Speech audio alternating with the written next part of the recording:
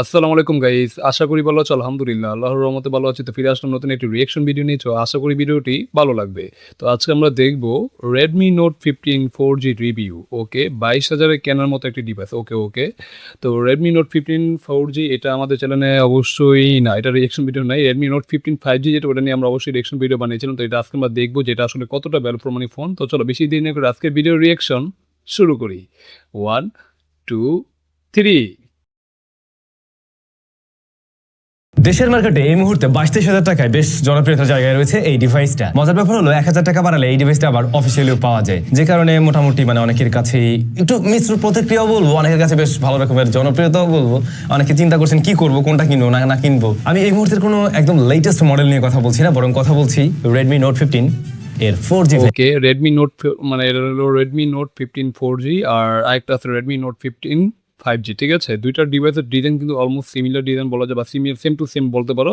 যাতে ওটা হলো 4G, এটা হলো 5G। আমরা 5G নিয়ে কি অবশ্যই রিঅ্যাকশন ভিডিও বানিয়েছি, সেটা তোমরা অবশ্যই দেখেছো অবশ্যই। বাট আজকে আমরা 4G দেখবো, এটা আসলে কতটা ভ্যালু ফর মানি ফোন। ঠিক আছে, তো চলো ভিডিওটি প্লে করি। ভ্যারিয়েন্ট নিয়ে 4G এইটার কোনো বিস্তারিত ফুল রিভিউ আমাদের চ্যানেলে এখন পর্যন্ত আসেনি, যদিও বা এই ফোন অনেক আগে এসছে, বাংলাদেশে অফিসিয়াল আনঅফিসিয়াল বোথ পাওয়া যেত। তো কেন হঠাৎ করে এটা রিভিউ? কয়েকদিন আগে আমি টপ 520K বাজেটের একটা স্মার্টফোনের ভিডিও দিয়েছিলাম, একটা মানে 5টা ফোন নিয়ে। সেখানে এই স্মার্টফোনটাকে সাজেশন দেওয়া হয়েছিল, কিন্তু এইটার রিভিউ যেহেতু আপনারা আমাদের চ্যানেলে পাননি, অনেকেই রিকোয়েস্ট করছিলেন এটা নিয়ে ইন ডেপথে অ্যানালাইসিস করার জন্য, বা আমরা কি রেজাল্ট পাই সেটা শেয়ার করার জন্য। যেহেতু রিভিউ ইউনিট আমার কাছে আছে, তো চিন্তা করলাম ঠিক আছে আপনাদের সাথে এই রিভিউটা শেয়ার করা যেতেই পারে। Redmi Note 15 4G বাংলাদেশ মার্কেটে রাইট নাও আপনারা যদি আনঅফিশিয়াল কিনতে চান, সেই ক্ষেত্রে মোটামুটি 22,800 টাকার মধ্যে পেয়ে যাবেন বেস ভেরিয়েন্ট। আবার বেস ভেরিয়েন্ট আপনারা যদি অফিশিয়ালি কিনেন, সেই ক্ষেত্রে ওইটা 1,000 টাকা বাড়ালে আপনারা পেয়ে যাবেন। পরবর্তী ভেরিয়েন্টগুলোর দাম একটু বেশি। আমি মানে তোমার এখানে 6GB 128GB যেটা বেস ভেরিয়েন্ট, ওটা হলো তোমার দেখা যাচ্ছে অফিসিয়াল প্রাইস 24,000 টাকা। ঠিক আছে, আর আনঅফিসিয়াল হলো 22,000। আর 256 যেটা, ওটা হলো তোমার অলমোস্ট 26,500 টাকায় বলা যায় আর কি, সেটা হলো অফিসিয়াল। বাট ওইখানে 1,000 টাকা হয়তো কম হবে, 25,500 আর কি।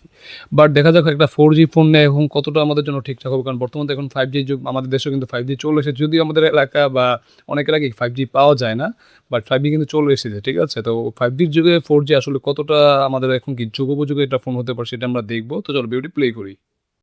দিচ্ছি সমস্ত দামগুলো আর কি। আর এই রিভিউটা আমাদের কাছে পাঠিয়েছিল SMS গ্যাজেটস। তাদের সমস্ত ব্র্যান্ডসগুলোতে আপনারা অ্যাভেলেবল পেয়ে যাবেন, এবং আজকের এই ভিডিওটা স্পন্সর করছে তাদের কুষ্টিয়া ব্র্যান্ড। ভিডিও ডেসক্রিপশনে তাদের ইনফরমেশন সবকিছু মেনশন করা আছে। সিলেটেও তাদের এখন স্টোর রয়েছে। এনিওয়ে IP64 এর রেটিং দিয়েছে ওরা। এটাতে IP রেটিংটা আরো একটু বড়সড় হলে পরে আপনারা মানে আমরা একটা 20-22 হাজার টাকা একটা ফোন কিনবো, সেখানে আমরা IP রেটিং পাচ্ছি 64 ভাই, এটা তো আসলেই কম। হ্যাঁ, এখানে যদি 68 দিই তো তারপর বলতাম যে না, মোটামুটি স্ট্যান্ডার্ড ছিল। কারণ বর্তমানে তো আমরা 68, 69, 69K 9K প্রো এরকম রেটিংকে অনায়াসে পেয়ে থাকি।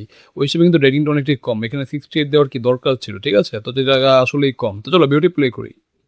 পানিতে ভিজাতে পারতেন, সো ওই জায়গায় একটু কমপ্লেনের মতো সুযোগ আছে অবশ্যই। স্মার্টফোনটা টু বি ভেরি অনেস্ট হাতে ধরে বেশ ভালো একটা ফিল পাওয়া যায়। এমনকি এখন যে মার্কেটের অবস্থা, তাতে করে আমি বলবো 22,000 টাকায় এটার হ্যান্ড ফিল ভালো, এইটার লুকটা ভালো, এবং আপনাকে আরেকটু দামি ফোনের ফিল দিবে।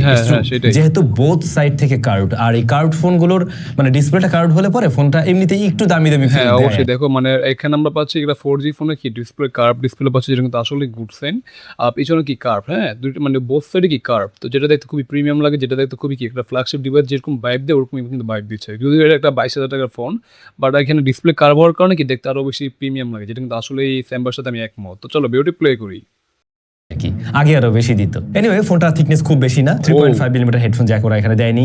ওরা দিয়েছে ডুয়াল স্পিকার, স্টেরিও স্পিকার আছে, সাউন্ডের কোয়ালিটি ভালো। এমনকি আবার আমি বলবো 22-23 হাজার টাকায় এটা sound quality one of the best ফোনের মধ্যে থাকে সাউন্ড কোয়ালিটির জন্য। সাউন্ডটা একেবারে ওই লেভেলের ডিপ না, একটু থিন, কিন্তু সাউন্ড ক্লিয়ার। স্টেরিওর মজাটা অ্যাটলিস্ট পাবেন। স্মার্টফোনটা প্লাস্টিক বিল্ড সব জায়গায় দিয়েই, মোটামুটি frame, rear panel, but rear প্যানেলটাতে ফ্রস্টেড একটা ব্যাপার লক্ষ্য করলেও সেখানে ফিঙ্গারপ্রিন্ট ভালো রকমেরই বসে। আর ক্যামেরা মডিউলের জায়গাটা বেশ বড় সড়ো, দেখে হঠাৎ করে লাগতে পারে 4 সেন্সর। এখানে 2টা সেন্সর আছে, একটা ফ্ল্যাশ লাইট আর একটা ডামির মতো কিছু। IR ব্লাস্টার সেন্সর রয়েছে এই পজিশনে। ফোনটার অন্যতম আকর্ষণীয় পার্ট হতে পারে এর ডিসপ্লে সেকশন। একটু লম্বাটি শেপের ফোন, অনেক বেশি চওড়া না অবশ্য, তবে লম্বা যথেষ্ট। 6.77।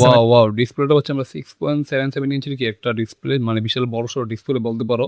আমার আবার বড় ডিসপ্লে অনেক ভালো লাগে, বিশেষ করে মিডিয়া কনজিউম করে মজা পাওয়া যায়। প্লাস কি যারা গেমার আছে তাদের কাছে আবার বড় ডিসপ্লে কি বেশ উপযোগী এটা। ঠিক আছে, তো হিসেবে ডিসপ্লেটা বেশ সুন্দর। প্লাস কি ন্যানো চিন বেজেল, যেটা সিমেট্রিক্যাল আবার খুবই প্রিমিয়াম।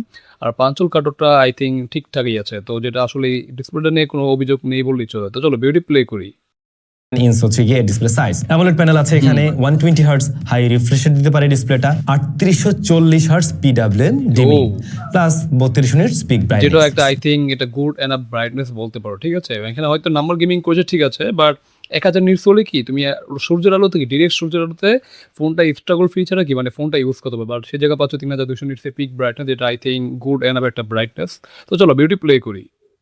পেক ওয়াইজ যদি দেখতে যান সেক্ষেত্রে বর্তমানে যে সিনারিও মোবাইল মার্কেটের, সেই জায়গা থেকে 22-23-24 হাজার টাকায় এই ডিসপ্লেকে অবশ্যই খারাপ বলা যায় না। অবশ্যই। তবে অ্যাকচুয়াল রেজাল্ট কি সেটা একটা বিষয়। ফার্স্ট অফ অল আমি বলবো, যেহেতু এর ডিসপ্লেটা কার্ভড, মিসটাচ জনিত আমি প্রবলেম কিছুটা ফেস করেছি। আচ্ছা, আচ্ছা। এটা যদিও ইউজ টু হওয়ার একটা বিষয়, আর যারা কার্ড ফোন ব্যবহার করে, কার্ড ফোনে এই ধরনের প্যারা একটু সহ্য করতে হয়, এটা আপনারা অনেকেই হ্যাঁ অবশ্যই, জানেন। মানে কার ফোনে এই একটাই প্রবলেম, মানে মিসটাচের জন্য একটা সমস্যা, যে এটা তুমি মনে করো ফোনটা ধরে রেখেছো, বাট যখন তুমি আবার অন্য হাত দিয়ে মানে ফোনটা টাচ করবে তখন কি মিসটাচ হওয়ার একটা সম্ভাবনা থাকে, যেটা কিন্তু আসলে একটা সমস্যা। তো আই থিঙ্ক এটা যারা এটা যাদের কাছে বেশি একটা সমস্যা মনে হয় না, তারা অবশ্যই এই ফোনটা দেখতে পাবে, কারণ ফোনটাতে কিন্তু আসলে প্রিমিয়াম। তো চলো বিউটি প্লে করি। কিন্তু এটাতে যে কোনো ভিডিও বা যে কোনো কিছু দেখতে অনেক বেশি ইমার্সিভ লাগে, কারণ কর্নার এরিয়াগুলো একদমই ওই যে কার্ভ করা, প্লাস চিন বেজেল খুবই ন্যারো, মানে খুবই ন্যারো, আসলেই। যে কারণে সবকিছু দেখতে অনেক বেশি ভালো লাগবে। তাছাড়া টপ সেন্টারে রয়েছে পাঁচ হোল কাট আউট, যদিও এটার সাইজ আরো বেশি ছোট আমরা দেখে অভ্যস্ত, এটা একটু বড় লাগছে আমার কাছে আচ্ছা, আর কি। আচ্ছা। তবে ডিসপ্লে কালার এক্সপ্রেশন ভালো, এটার কালারটা একদম একুরেট তো না, কিন্তু ভাইব্রেন্ট, দেখতে ভালো লাগে, আই প্লেজিং টাইপের কালার। মাল্টিমিডিয়া কনজাম্পশন করলে বা ভিডিও টিডিও দেখলে আপনার কাছে ভালো লাগার কথা অবশ্যই। সেই সাথে ব্রাইটনেস নিয়ে কোনো ধরনের ইস্যুতে আমাদের পড়তে হয়নি, ইনডোরে আউটডোরে, ইভেন আউটডোরে গিয়ে ছবি টবি তোলার সময়ও কোনো ধরনের ব্রাইটনেস জনিত প্রবলেম আমরা ফেস করিনি। ডিরেক্ট সানলাইটেও এটা চালানোর উপযোগী, নিশ্চয়ই ডিরেক্ট সানলাইটে গিয়ে আপনি ভিডিও দেখবেন না, সেক্ষেত্রে কিছুটা স্ট্রাগল করবে আর কি। এর বাইরে ওকে, টাচ রেসপন্স ভালো। আর এই ডিসপ্লেটার তলায় রয়েছে কিন্তু আন্ডার ডিসপ্লে ফিঙ্গারপ্রিন্ট স্ক্যানার, এর আচ্ছা, পজিশনটা আচ্ছা। একটু নিচ দিকে লাগবে যেহেতু লম্বাটে একটা ফোন। হ্যাঁ অ্যামোলেড ডিসপ্লে পাচ্ছি, প্লাস কি আমরা আন্ডার ডিসপ্লে ফিঙ্গারপ্রিন্ট পাচ্ছি, যেটা কিন্তু আসলে করছিলাম আমি বিশেষ করে 20-22 হাজারে কি আমরা বেসিক্যালি তোমার কি সাইড মাউন্টেন ফিঙ্গারপ্রিন্ট পেয়ে থাকি, বাট আন্ডার ডিসপ্লে ফিঙ্গারপ্রিন্ট খুবই কম পাওয়া যায়, বাট আমরা এখানে কিন্তু আন্ডার ডিসপ্লে ফিঙ্গারপ্রিন্ট, যেটা কিন্তু আসলে ঘুরছে। হ্যাঁ এটা অবশ্যই অপটিক্যাল, বাট আই থিঙ্ক বেশ মানে ভালো, ঠিক আছে, বাজেট হিসেবে ঠিকঠাক আছে। তো চলো বিউটি প্লে করি। এটা আরেকটু উপরের দিকে থাকলে পরে রিসার্চ করাটা সহজ হতো, আচ্ছা। যেটা একটু পেইন মনে হচ্ছে আমার কাছে। একটু নিচু হয়ে গেছে আই থিঙ্ক এটা নিয়ে আচ্ছা, প্যারা করবেন না আপনি, তবে এটা মোটামুটি ফাস্ট, একুরেট, ঘামিয়ে গেলে বা পানি টেনে লাগলে একটু ডিলে করতে পারেন। আচ্ছা। That's it. চলেন আমরা ক্যামেরায় ঢুকে পড়ি। রিয়ারে দুইটা শুটার আছে বলছিলাম, 108 মেগাপিক্সেল হচ্ছে গিয়ে এর মেইন শুটার, পরবর্তী শুটার অক্সিলারি এই সেন্সর। একটা সমস্যা, এখানে আমরা দেখতে পাচ্ছি চারটা মানে সেন্সরের মতো চারটা, একটা হলো ফ্ল্যাশ লাইট আর তিনটা হলো ক্যামেরার মতো, বাট এখানে দুইটা সেন্সর কাজের, একটা হলো কি পুরো ফেক বা ডামি, ঠিক আছে, যেটা কিন্তু আসলে ডিসে পয়েন্টিং। আর এখানে আমরা মেন সেন্সর পাচ্ছি 108 মেগাপিক্সেল, যেটা ঠিক আছে, খারাপ না, মানে অনেক বড় একটা দিয়েছে, মানে নাম্বার গেমিং করেছে আর কি বলতে পারো। বাট সেকেন্ড যে সেন্সরটা অক্সিলারি সেন্সর, এটা আসলে একটা ডিসে পয়েন্টিং, এখানে যেটা আল্ট্রা ওয়াইড দিত তাহলে ভাই ফোনটা পুরো জমে যেত অ্যাটলিস্ট, তো যেটা তারা দেয়নি, তো যেটা একটা আসলে সমস্যা। এখন ছবির কোয়ালিটি কেরকম সেটাই দেখার পালা। তো চলো বিউটি প্লে করি। দুধভাত হিসেবে ধরে নিতে পারেন। আর front facing camera 20 megapixel, Okay, ঠিকঠাক আলট্রা আছে। ওয়াইডটা নেই, ওটা আপনি মিস করছেন, আই নো, যেটা আমিও মিস করছি। হ্যাঁ। তবে প্রপার লাইটিং কন্ডিশনে এর মেইন শুটারের ছবিতে Wow. আমরা শার্পনেস ডিটেইল মোটামুটি ভালোই। 20-22 হাজার টাকা ফোনের একদম এভারেজ রেজাল্টই দেখতে হ্যাঁ পাই। তবে সেটাই, exposure মানে 20-22 হাজার টাকা ফোনের যেরকম ছবির কোয়ালিটি হওয়ার কথা এখানে কিন্তু সেরকমই মোটামুটি দেওয়ার চেষ্টা করেছে, মানে ডেলেট কন্ডিশনে যদি ঠিকঠাকভাবে যদি ঠিকঠাক ক্লিক করতে পারো তো আই থিঙ্ক ছবিগুলো ভালো পাওয়ার সম্ভাবনা আছে। বাট ছবির কোয়ালিটি আমার কাছে মোটামুটি ভালোই লাগছে, খারাপ না, মানে 20-22 হাজার তো এর থেকে তো আর ভালো দিবে না, তাই না? তো ওই হিসেবে ঠিকঠাকই আছে। তো চলো বিউটি প্লে করি। কন্ট্রোলিং এ কিছুটা ইস্যু আছে, হাই এক্সপোজার এরিয়াগুলো কন্ট্রোল করতে গিয়ে একটু প্যারা খেয়ে যাচ্ছেন উনি। আর সেই সাথে কন্ট্রাস্টের পরিমাণ আপনাদের কাছে একটু বেশি লাগবে লো লাইট বা শ্যাডোর জায়গাগুলোতে। আর ডাইনামিক রেঞ্জ সুপার ওয়াইড তো অবশ্যই না, এই বাজেটের অন্য ফোনের মতো অ্যাভারেজ একটা রেজাল্ট দিতে পারে আর কি। কিন্তু আপনারা ট্রাই করবেন একটু প্রপার আলোতে ছবি নেওয়ার জন্য, সেক্ষেত্রে আপনারা ইউজেবল আউটপুট বের করতে পারবেন ম্যাক্সিমাম ক্লিকে। যেটা আমরা আগেই লাইটের দিকে বললাম। অনেকটা সফট করে, কালারটাও একটু শিফট করে, যে বিষয়টা কারো ক্ষেত্রে ভালো লাগতে পারে আর কি, একটু মানে একটু ক্রিস্প টাইপের একটা ব্যাপার দেয়, কিন্তু সফট ছবি দেয়। এদিকে পোর্ট্রেট মোডে দুইটা ফোকাল লেন্থ রাখছে ওরা, 1x 2x এর ছবিগুলো বরং দেখতে তো ভালো হ্যাঁ, লাগে, আসলেই কিন্তু তো। অনেকটা সফট করে প্রেজেন্ট করে। না এখানে যদি আমি বলি 1x এর 2x আমরা পোর্ট্রেট ছবি তুলতে পারবো, তো এখানে অবশ্যই 1x এর তুলনায় 2x এর ছবিগুলো দেখতে বেশি সুন্দর লাগছে, বেশি একদম সুন্দরই লাগছে, খারাপ না। যদিও ব্যাকগ্রাউন্ড ব্লারনেস যেটা, এটা অবশ্যই অনেকটা আর্টিফিশিয়াল মনে হচ্ছে, মানে রিয়েলিস্টিক বা ন্যাচারাল মনে হচ্ছে না, ঠিক আছে, মানে ব্লারনেসটা অবশ্যই আর্টিফিশিয়াল মনে হচ্ছে, বাট ওভারঅল ছবি হিউম্যান যে ফিক্সটা, ঠিক আছে, এটা স্মুথ করে তুলছে, বাট দেখতে খারাপ লাগছে না, বেশ ভালোই। তো চলো বিউটি প্লে করি। আমার মনে হয় পোর্ট্রেট আরেকটু বেটার করার মতো সুযোগ ছিল। অবশ্যই। এজ ডিরেকশনেও কিছুটা মিসম্যাচ পেয়েছি। আর ফ্রন্ট ফেসিং ক্যামেরা 20 মেগাপিক্সেলের, এইটা আবার আসনের রেজাল্ট দিতে পারে এরকম হ্যাঁ, প্রাইস মোটামুটি সেগমেন্ট না, থেকে, ভালোই, খারাপ কারণ না। এখানে খুব একটা দারুণ কিছু আমরা দেখতেও পাই না। অবশ্যই right? মানে যাদের সেলফি ক্যামেরা নিয়ে একটা কি মানে খুবই আগ্রহ, ঠিক আছে, বা সেলফি ক্যামেরা যারা বেশিরভাগ কি সেলফি তোলো তাদের কাছে আই থিঙ্ক বেশ ভালো লাগবে, কারণ 20-22 হাজার এর থেকেও তো ভালো ছবি দেওয়ার কথা না, বাট এখানে মোটামুটি ভালোই ছবি দিচ্ছে, মানে দিচ্ছেই আর কি, যেটা কিন্তু আসলেই ভালো। তো চলো বিউটি প্লে করি। তো ভালো আলো পেলে এটা মোটামুটি শার্পনেস রেজাল্ট ভালোই দিতে পারে, কিন্তু ডাইনামিক সেন্স আইডেল কিন্তু রিয়ারের ক্যামেরার মতো ওই একই রকম অবস্থা, খুব একটা দারুণ না। ইনডোরে দেখে বেশ কিছুটা সফট করে ছবি দেয় আর কি। আর ভিডিও রেকর্ড করতে পারে সর্বোচ্চ 1080p 30 যেটা আসলেই সমস্যা। ভিডিওটা আমি বিলো স্ট্যান্ডার্ড বলবো, কারণ কি এখানে যদি আমরা আরেকটু বাড়াই, স্যামসাং এর কিছু আনঅফিশিয়াল ডিভাইস পাওয়া যাবে, সেগুলোর ভিডিও কোয়ালিটি আরেকটু বেটার আপনি পাবেন, ইভেন 4Kও পেতে পারেন, অবশ্যই, অবশ্যই। পসিবিলিটি আছে। সো ভিডিওর ক্ষেত্রে আমি বিলো এভারেজ বলবো। সেটাই, মানে এখানে ভিডিওটা দেখতে পাচ্ছি একদম জিটারিং তো না, মানে একদম জিটারিং তো আছে, প্লাস অনেকটাই নড়বড় একটা ভিডিও, বিশেষ করে যারা ব্লগার আছো তারা যদি এটা মানে ব্লগারের জন্য কি একটা ভিডিও নিতে চাও, সরি মোবাইল নিতে চাও, বাট এই ফোনটা ঠিকঠাক হবে না, কারণ ফোনটার মধ্যে কি মানে যখন ভিডিও শ্যুট করবে তখন অনেক কাঁপাকাঁপি হয়, যেটা কিন্তু আসলে সমস্যা, মানে স্টেবল না, ঠিক আছে। আর এখানে ভিডিও করতে পারছে আমার 1080p, ঠিক আছে, যেটা কিন্তু আসলে সমস্যা, মানে এই বাদে যদি আমরা 2K যদি 2K পেতাম তাহলে আর একটু কি রেজুলেশনটা ভালো হতো, বাট সেটা তারা দিচ্ছে না, যেটা কিন্তু আসলে সমস্যা। তো চলো বিউটি প্লে করি। ক্যামেরা নিয়ে সত্যি বলতে আমার আশা আর একটু উপরের দিকে ছিল, এখানে একটু আশাহত হয়েছি। এবারে যদি আমরা আসি স্মার্টফোনটার পারফরমেন্সের জায়গায়, Okay. এই ফোনটা আউট অফ দ্য বক্স আসে কিন্তু হচ্ছে কি অ্যান্ড্রয়েড 15 আচ্ছা। বাট ওরা ক্লেম করছিল যে চারটা মেজর আপডেট পাওয়া যাবে, চারটা পেলে তো ভালো, 16 অবশ্যই রান করতে পারবেন, আপডেট পাবেন। প্লাস হচ্ছে গিয়ে এটাতে এসওসি হিসেবে রয়েছে মিডিয়াটেক Helio Z100 আলট্রা এবং UFS 2.2 হলো এর স্টোরেজ টাইপ। র্যামের ক্ষেত্রে পাওয়া যায় দুটা ভ্যারিয়েন্টে 6 এবং 8, 256, 128 অ্যান্ড 512GB স্টোরেজ ভ্যারিয়েন্টে পাওয়া যায়। এখন মিডিয়াটেক Helio Z100 আলট্রা থাকুক আর যা থাকুক নামের শেষে জিনিস তো একই, তাই না? একই, হ্যাঁ। এবং এই জিনিসটার সম্বন্ধে আমরা খুব ভালো করে জানি, খুবই পরিচিত একটা SoC। অবশ্যই এটা আর বলার মতো তেমন কিছুই নেই, কারণ এটা অবশ্যই পরিচিত একটা এসওসি, প্লাস এটা অনেকটি একটা পুরনো এসওসি। তো এই বাজেটে বলতে পারো যে এই চিপসেটটা মোটামুটি ঠিকঠাকই আছে, তুমি রেগুলার কাজ, মাল্টিটাস্কিং, তারপর হালকা পাতা ভিডিও এডিটিং বা টুকিটাকি গেমিং এগুলো কি করতে পারবে, অনেক সমস্যা নেই, ঠিক আছে। তো এবং ইভেন তুমি পাবজি, ফ্রি ফায়ার এগুলো খেলতে পারবে, হাই সেটিংসে খেলতে পারবে, বাট লোয়ার সেটিংস খেলায় কি উপযুক্ত, ঠিক আছে। তো চলো বিউটি প্লে করি।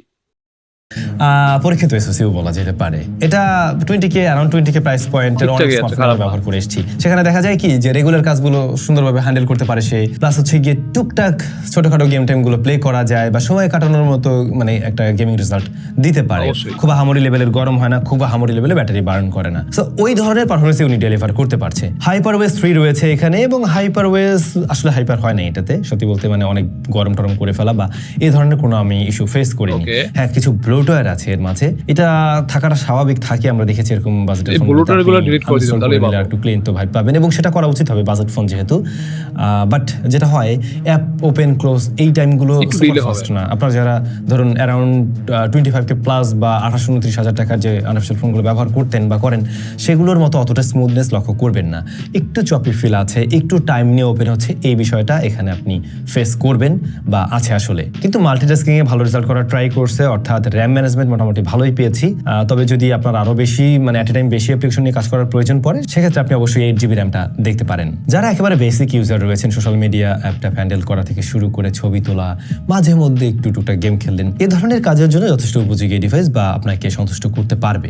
কিন্তু তাও বলবো সময়ের সাথে এই ধরনের ডিভাইসগুলো আরো কিছুটা স্লো করে, দেখা যায় 3-4-5 মাস পরে স্টোরেজ অনেকটা ফুল হয়ে গেলে বা অনেক বেশি অ্যাপের লোড থাকলে, ক্যাশ মেমোরি জমে গেলে, তখন গিয়ে আসলে কিছুটা স্লো করে ফেলে ফোন। সো ওই ব্যাপারটাও মাথায় রাখতে পারেন। আমি এখন যে রেজাল্টটা পাচ্ছি, আপনি 3-4 মাস পরে একদম এক্স্যাক্টলি সেম রেজাল্ট নাও পেতে পারেন। গেমিং এর প্রসঙ্গে আসলে, আপনি ধরুন ফ্রি ফায়ার খেলেন, এই স্মার্টফোনটা আপনাকে একটা মোটামুটি মানে চলনসই একটা রেজাল্ট দিবে। যেটা বললাম আগে। গেমিং এর জন্য ডেডিকেটেড এটাকে চয়েস করার যদি ইচ্ছা থাকে, সেটা আমি মোটেই বলছি না। অবশ্যই। আপনার সময় মানে ধরুন একটু সময় আছে, রেগুলার কাজবাজের পাশাপাশি একটু গেম টেম খেলবেন, তখন গিয়ে আপনি চাইলে ফ্রি ফায়ার সিরির মতো গেম প্লে করতে অবশ্যই, পারেন। অবশ্যই, মানে বিশেষ করে যারা একদম শখের গেমিং করে, এক কথা শখের গেমিং, মানে বেশি না, হালকা পাতলা 10 মিনিট 5 মিনিট একটু হালকা কি গেমিং করে একটু টাইমটা পাস করতে চাচ্ছে, তারা অবশ্যই এই ফোনটা নিতে পারো। বাট যারা একদম ফুললি গেমিং মানে কি যারা গেমিং এর জন্য একটা ডিভাইস নিতে চাও, তারা অবশ্যই এই ডিভাইস অ্যাভয়েড করতে হবে, কারণ এটা গেমিং ডিভাইস না, কারণ ওইভাবে তোমাকে সাপোর্ট দিতে পারবে না, ঠিক আছে। বা যারা শখের গেমিং করো বা হালকা পাতলা একটু মানে 10 মিনিট 15 মিনিট খেলতে চাও বা টাইম পাস করতে চাও, তাদের জন্য এটা আবার ঠিকঠাক আছে। তো চলো বিউটি প্লে করি। পাবজিও আমরা প্লে করে দেখছি, বাট পাবজির ক্ষেত্রে যেটা হয় মানে একদম লোয়েস্ট সেটিংসে খেললে বরং বেটার আউটপুট পাওয়া যায়। আর কেউ যদি চিন্তা করে থাকেন আমি রেকর্ডিং অন করে আসলে গেম প্লে করবো, সেটা কিন্তু স্মার্টফোন দিয়ে দারুণ হচ্ছে না, সেক্ষেত্রে ল্যাগের দেখা পাবেন অবশ্যই, এবং অবশ্যই। মানে ফোন ওভারঅল স্লো হয়ে যাবে অনেকটাই। সো পারফরমেন্সের জায়গাটা হচ্ছে এরকম যে আপনি মোটামুটি এই 22, 23, 24, 25 হাজার টাকা বাজেটের আশেপাশে যে ফোনগুলো পান এক্স্যাক্টলি সিমিলার টাইপের একটা রেজাল্ট ও ডেলিভার করতে পারে। ব্যাটারিটা আছে 6000 mAh, Okay. যদিও ফোনটা যথেষ্ট স্লিম, মানে যথেষ্টই স্লিম, 6000 mAh হিসেবে যথেষ্ট বড়, 33 ওয়াটের চার্জিং সিস্টেম ওকে, বক্সে মোটামুটি 20-22 হাজার এটা কম্বোটা ঠিকঠাক আছে, যদি এটা অবশ্যই এটা পুরোনো phone, but overall 6000 mAh battery এটা ঠিকঠাক স্ট্যান্ডার্ড বলতে পারো। আর 33 ওয়াটের চার্জারটা ঠিকঠাক আছে, খারাপ না। মানে তুমি ব্যাটারিটা মনে করো বড় পাচ্ছ প্লাস কি মোটামুটি চার্জারটা ঠিকঠাকই আছে, খারাপ না। তো চলো ভিডিও প্লে করি। পাবেন এবং 18 ওয়াট আবার রিভার্সও দেয়, ও। সো সেই জায়গাটাও ভালো করছে। ব্যাটারি চার্জার এই প্যাকেজকে আমি খারাপ বলবো না এরকম অবশ্যই। প্রাইস সেগমেন্ট থেকে। 45 ওয়াটের চার্জার হলে আর একটু দ্রুত চার্জ করতে পারতেন, কিন্তু এটার যে ব্যাটারিটা রয়েছে সেটা যথেষ্ট ভালো ব্যাকআপ দিতে পারে। আপনি অনায়াসে একদিন তো চালাতে পারবেন, একদিন প্লাস, মানে 15 to 20% মতো দেখবেন অবশিষ্ট থাকে যদি হেভি ইউজার হয়ে থাকেন। সো অলমোস্ট 8.5 ঘন্টার মতো একটা ছুটি দিতে পারে, যেটা ডেফিনেটলি খারাপ নয় এই ফোনের জন্য। এর পাশাপাশি কি বাকি থাকলো, নেটওয়ার্ক রিসিপশন ঠিকঠাক আছে, তারপর এইটার হ্যাপটিক ফিডব্যাক একদম টপ লেভেলের তো না, বাট মোটামুটি ওকে। ক্যামেরা টু এপিআর ক্ষেত্রে লেভেল আমরা 3 দেখছি। এই ছিল Redmi Note 15 4G। Redmi Note 15 4G যারা মূলত একটু stylish, good looking, curved display, মানে আপনার ডিসপ্লেটা আপনার কাছে মেইন প্রায়োরিটির মধ্যে থাকে, বাট অবশ্যই ফ্ল্যাট না, কার্ভড ডিসপ্লে হলে সুবিধা হয়, তারা অবশ্যই এই ফোনটাকে চয়েস রাখতে পারেন। পাতলা একটা ফোন, ব্যাটারি ব্যাকআপ ভালো আছে, ডিসেন্ট পারফরমেন্স দিচ্ছে, ক্যামেরার জায়গায় ইমপ্রুভমেন্টের দরকার ছিল, যে জায়গাটা একটু কমতি আছে। এই বিষয়গুলো নিয়ে যদি মনে হয় এটা আপনার সাথে ম্যাচ করছে, দেন অবশ্যই আপনি দেখতে পারেন। আর যদি মনে হয় এই ফোনটা আমি আরেকটু বাড়িয়ে অফিসিয়াল নিলে আমার জন্য সুবিধা, তখন আপনি অফিসিয়ালিও নিতে পারেন। SMS গ্যাজেট দেখলাম যে ওদের আনঅফিসিয়াল ডিভাইসগুলোতেও একটা স্পেশাল ওয়ারেন্টি, মানে অফিসিয়াল ওয়ারেন্টির মতো ওয়ারেন্টি দিতে চলছে। ওই বিষয়ে ওদের কাছ থেকে আপনারা ইন ডিটেলে জেনে নিতে পারেন যে বিষয়টা আসলে কি। সেক্ষেত্রে হয়তো যারা আনঅফিসিয়াল ফোন কিনেন তাদের জন্য এটা একটা দারুণ সুবিধা দিবে। সবাই ভালো থাকবেন, দেখা হচ্ছে নতুন ভিডিওতে। তো যাই হোক গাইস, এখানে ভিডিওটি শেষ হয়ে গেল। আমরা দেখে নিলাম তোমার Redmi Note 15 4G, ঠিক আছে। তো এটা 22,000 টাকা বলা যায় মোটামুটি একটা ভ্যালু ফর মানি ফোন তোমরা বলতে পারো, কারণ বর্তমানে যে ফোনের যে এখন যে দাম, মানে সেই দাম হিসেবে এই ফোনটা আসলে একটা ভ্যালু ফর মানি ফোন বলতেই পারো, কারণ মোটামুটি একটা ভালো সাপোর্ট দেওয়ার চেষ্টা করবে এই আর কি। যদিও এর ক্যামেরাটা আসলে কম, কারণ ক্যামেরাতে আমরা আল্ট্রা ওয়াইড পাচ্ছি না, যেটা কিন্তু আসলে কম হয়ে যাচ্ছে, প্লাস ভিডিও কোয়ালিটিও বেশি একটা ভালো না, কারণ আমরা 1080p ভিডিও শ্যুট করতে পারি, যেটা কিন্তু আসলে একটা হতাশার ব্যাপার। বাট এরা যদি তুমি একটু কনসিডার করতে পারো তাহলে মোটামুটি এই ফোনটা তোমার জন্য আসলেই ভালো, কারণ ফোনটা দেখতে খুবই প্রিমিয়াম, প্লাস কি একটু ফ্ল্যাগশিপ ভাইব দেয়, কারণ কার্ভ ডিসপ্লে হওয়ার কারণে কি ফোনটা দেখতে খুবই সুন্দর লাগে, খুবই প্রিমিয়াম লাগে, ঠিক আছে। তো হিসেবে ডিজাইন কোয়ালিটিও ঠিকঠাক আছে, যদিও আইপি রেটিং একটু কম আছে, বাট ব্যাটারি কম্বোটা আবার ঠিকঠাক আছে, বলা যায় মোটামুটি ব্যালেন্স। আর 20-22 যে এসওসি দিয়েছে, মানে মিডিয়াটেকের G100, ঠিক আছে, এটা মোটামুটি একটা ব্যালেন্স চিপসেট বলতে পারো এই বাজেটের মধ্যে। আর মোটামুটি রেগুলার কাজ বাস, মাল্টিটাস্কিং এগুলো করতে পারবে, বা মিডিয়া কনজিউমিং এগুলো সুন্দর করে করতে পারবে, কোনো সমস্যা নেই। বাট হালকা পাতলা একটু হালকা পাতলা টুডি টাইপের বা টুডি টাইপের গেমগুলো করতে পারবে, প্লাস কি পাবজি, ফ্রি ফায়ার এগুলো খেলতে পারবে, কোনো সমস্যা হবে না, ঠিক আছে। তো ওভারঅল মোটা বলা যায় 22,000 এটা একটু ক্যামেরাতে কমতি হলেও, বাট ওভারঅল কি মোটামুটি একটা ব্যালেন্স ডিভাইস বলতেই পারো। তো যারা এরকম একটা ডিভাইস নিতে চাচ্ছ তারা অবশ্যই নিতে পারো এই আর কি। তো এই ছিল আজকের ভিডিওর ওভারভিউ বা রিঅ্যাকশন। তো আজকের ভিডিওটি তোমাদের কাছে কেমন হলো তোমরা অবশ্যই কমেন্ট করে জানাও। ভালো লাগলে অবশ্যই লাইক কমেন্ট, চ্যানেলে নতুন হলে অবশ্যই আমাদের চ্যানেলটিকে সাবস্ক্রাইব করেন, গেট দেবে লেখো। আর যারা FB বা টিকটক পেজ থেকে দেখছো তারা অবশ্যই আমাদের পেজটিকে ফলো করতে বলো না, ঠিক আছে। তো দেখা হবে নতুন কোনো রিঅ্যাকশন ভিডিওতে, সে পর্যন্ত তোমরা ভালো থাকো। আল্লাহ হাফেজ।